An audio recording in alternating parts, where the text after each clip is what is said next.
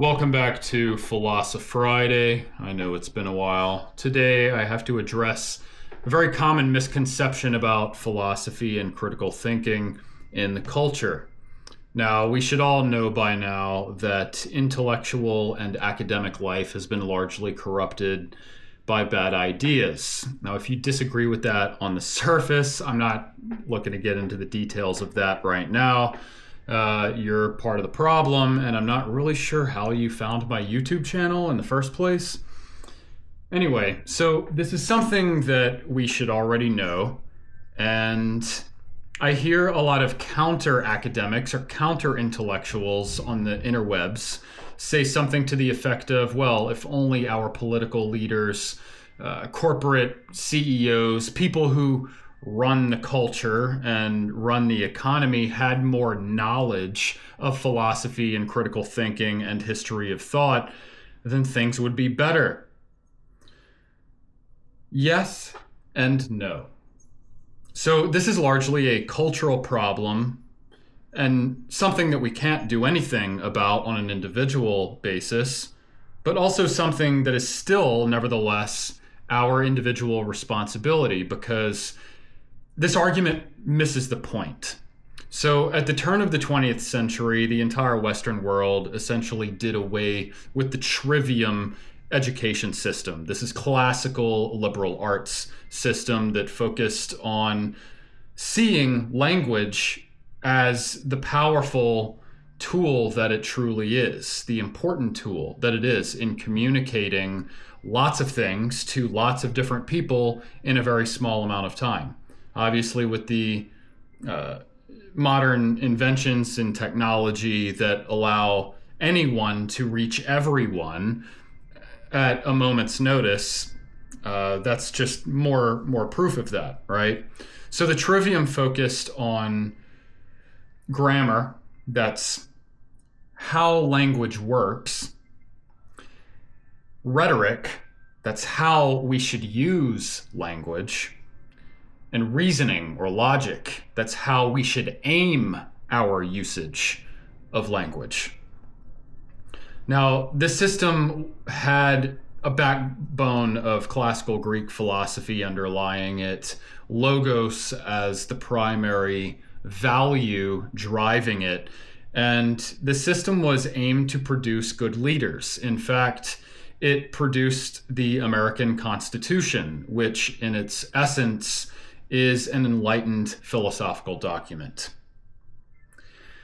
And unshakable, really, and bulletproof against the bad ideas that currently infect the culture and the universities. Now, we went from that system, unfortunately, into a system based on memorization, bowing to false authority, becoming an employee, and essentially a slave to materialism, philosophically. And so that has produced generation after generation of civilians, lay people, and leaders who have largely not been exposed to the values that the old trivium classical liberal arts education system held true to. So that's the cultural issue. But that wisdom is still out there. It's up for us to discover it ourselves, okay? So I went through formal education in philosophy. I didn't get all that much trivium education while I was there. I sensed that there was something more, something deeper that we should all be exposed to if we want society at large to have integrity to it and revolve around what truly is the greater good, and that's life, propagation, happiness, peace. Being in a place where our survival needs are not the main focus, because it's just understood in a more virtuous system that if everyone does their part, and that doesn't mean we're all equal, it means we're doing our part in terms of our own innate capabilities, talents, gifts.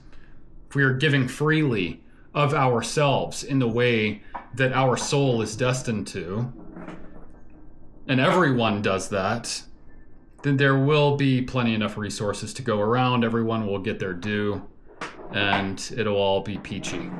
Okay. So the problem we have today is that the political leaders, the corporate leaders, etc., the people in charge, problem is twofold. One, most of them have not been exposed, and they are largely ignorant to the tools that are essentially required for critical thinking to be applied on a mass scale to benefit everyone. So there's a lot of ignorance there. And out of ignorance, one will delve back into survival mode. And so when the groupthink starts to aim in a certain direction, they're just going to go with the flow. And that's going to benefit and reinforce that system itself, not necessarily all of the individuals who are affected by it. Now, on the other hand, there are the people who are educated, whether it's formally or individually, on classical subjects, like I've been talking about, trivium, reasoning, intentionality. But they are constantly fighting against the grain of this liberal elite-led economy and social system that we're enslaved to. And someone who is on a spiritual path, who takes it as standard that good wisdom is valuable and that you should act in accordance with what's true and good no matter what, those people are going to become exhausted by fighting against the grain of the liberal elite system and, you know, being a leader and having to fight against all of the other leaders who are adjacent to them. And so they're not going to pursue a career like that. And the ones who do, more power to them, but they're going to put a lot of effort in for very little in terms of results and change. So the problem that I'm trying to reveal here, that these counter-intellectuals who have just recently discovered principles in philosophy and whatnot in recent years, since COVID especially, and people are locked in their houses, and is that in fighting against victim culture, they've actually created victims of themselves by putting our leaders on a pedestal and saying, oh, if only they had more knowledge of what I know, then things would be better. While those same individuals are not attending to what they could in their own lives. And that is essentially the point of good philosophy. And there's a lot of bad philosophy out there too. There's a lot of bad psychology and science. And you have to take the bad with the good. But you only integrate the good if you truly have discernment.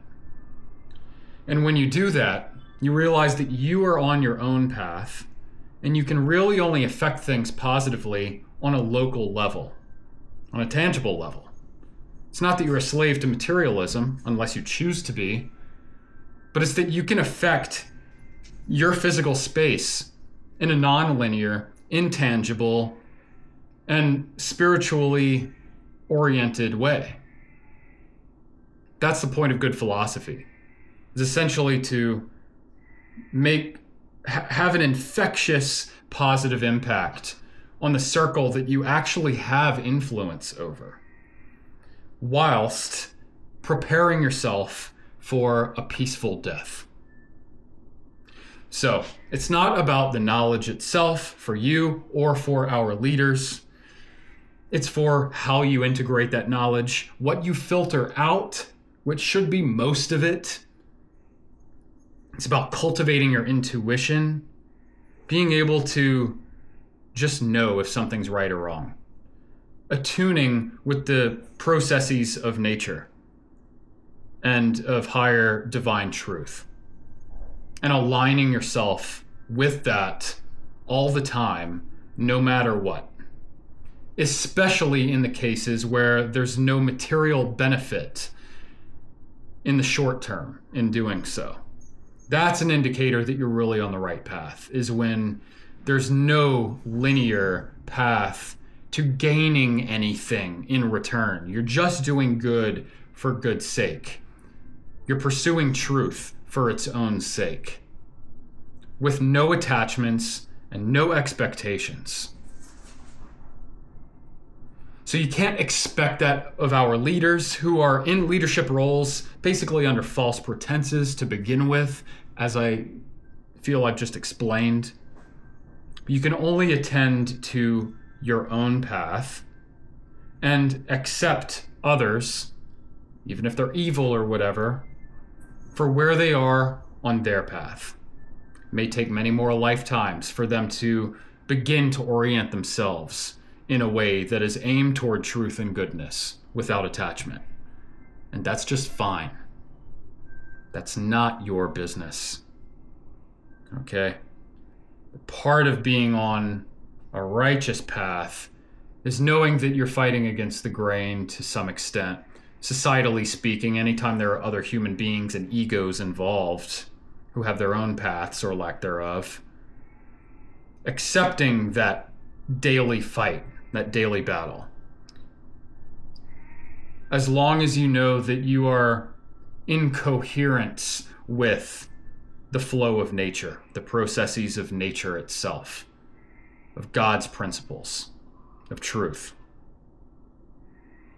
Aligning yourself in that way is what philosophy is supposed to be about. It's not about fighting some kind of establishment. All right? Power in numbers, for better or worse. You're going to lose, just like good politicians generally do.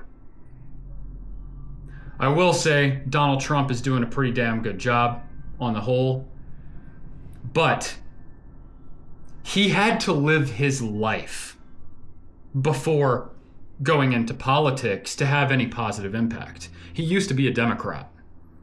Why? Because it benefited him on a business level. Because Democrats were his friends. They gave him good attention, good feedback. They gave him opportunities to acquire resources. And now that his ideas don't align with theirs, he's the enemy. And that's how a being who's infected by bad ideas operates, is that it has no regard for the sanctity of the individual, whether that individual is right or wrong. It thinks what it thinks, it believes what it believes, and it's going to align with whatever group interests immediately benefit its own survival. So clearly that's not what Donald Trump is doing. He's not caught in that stream anymore. Which is why he went into politics, because he saw what was wrong with the system that he was a part of and actually benefited from to a large degree for his entire life. Okay. I'm not telling you to support the president or not, or to vote a certain way. That's well beside the point. Just giving him as an example of how a shift in enlightenment can change one's outlook on society, on the positions that they take, on principle, not out of material gain, essentially. So anyway, again, don't want to go too far off base. It's not about the knowledge, it's about what knowledge you integrate and how you aim your actions